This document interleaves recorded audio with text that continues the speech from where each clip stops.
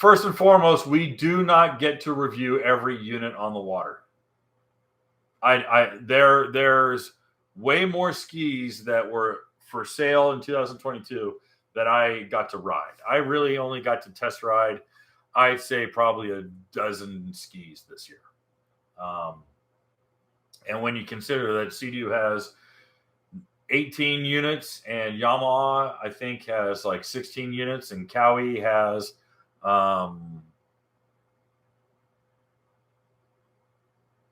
I think Kawasaki has 7 or 8 units. I just can't ride everything. I just simply can't. I rode most of the Cowies. I rode, STX, SXR 160, and then all 3 of the Ultras. Sea-Doo was GTX, GTX Limited, RXPX, which was unchanged besides colors. And it came with, and it had a tech package on it. No, I didn't even ride RXPX for 22. Guy, was that it for Sea-Doo? Because I was on the Apex, but that's a 23. 23 did not count. Rode the Explorer, that's a 23. That doesn't count. That's for next year.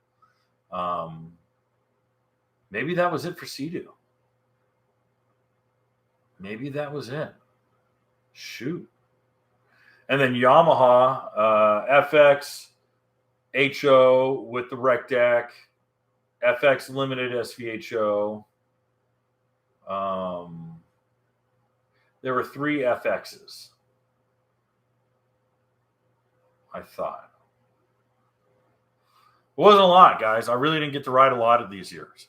I just didn't get to ride a lot this year. And it's going to be probably less next year.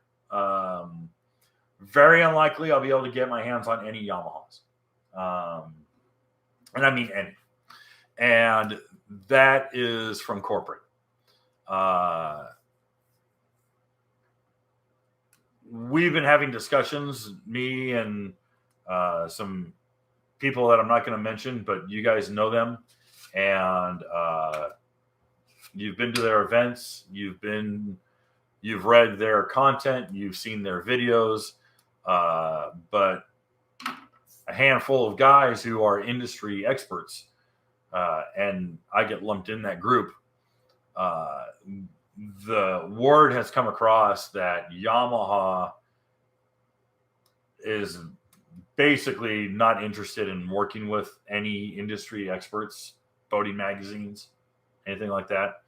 In fact, rather they are inviting quote unquote influencers to be on the new Watercraft and to be on the boats.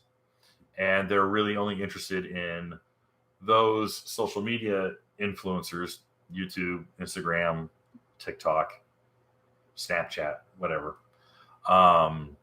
who have large followings of non-endemic hardcore audiences.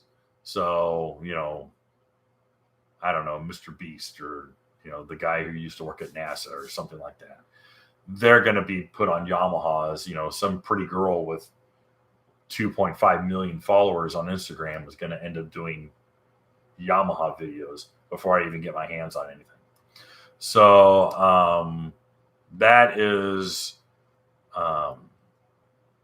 that's going to be it. That's how Yamaha is going forward. Kawasaki will have me out in spring to ride something new. I do still have the 310 LX. And I should be doing video with it. I've just been so damn busy. It hasn't been in the water in over a month. And then Sea-Doo. And I haven't even decided. Normally, with my contract, I'm allowed 1 unit for the year. And this last year, they let me keep the RXPX a little longer. And then I did a short change, a short swap for the GTX Limited 300, and I only had that for like 4 months, and that's pretty much it. So thankfully the guys at Sea-Doo are pretty cool, and I can actually give critique, and I can actually say, listen, these are highs and lows, and these are pluses and negatives. And the guys at Sea-Doo will still answer my phone calls or still answer my emails. If something is unfavorable towards Yamaha and it gets out, they won't answer my emails for a month. So, well, I should say Yamaha US. Yamaha Australia will write me back in a heartbeat. Those guys are great.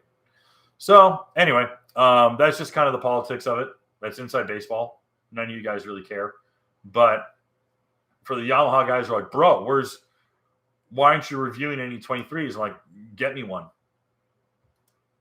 I'm in Middle Tennessee. If I was in Florida, I could probably hit up, Riva Yamaha, or I could hit up Cycle Springs, and maybe they let me get on some customer skis.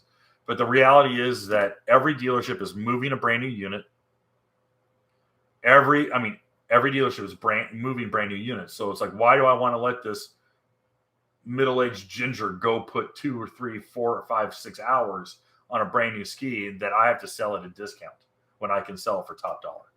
So when guys are like, why don't you just hit up a dealership and let you? I'm like, why would they want to take a hit? Do you see the logic here? So it's just that's just kind of where it is. So you'll see a lot of Cowie, you'll see a lot of Sea-Doo, and then I'll just regurgitate whatever news we got from Yamaha, unless someone locally is like, bro, I want you to get on this thing and do a video. Okay, cool, I'll do that. Hey guys, thanks for hanging out. This clip was taken from our weekly podcast that we record here every Sunday night at 8 p.m. Eastern Standard Time. If you want to watch the whole video, you can go to the Watercraft Journal's YouTube channel, go to playlists, and then click on live sessions. You're going to see it there. Otherwise, go ahead and leave a like, a comment, and definitely subscribe to the channel. It helps us grow. And again, thanks again for watching our videos, and we hope to see you soon.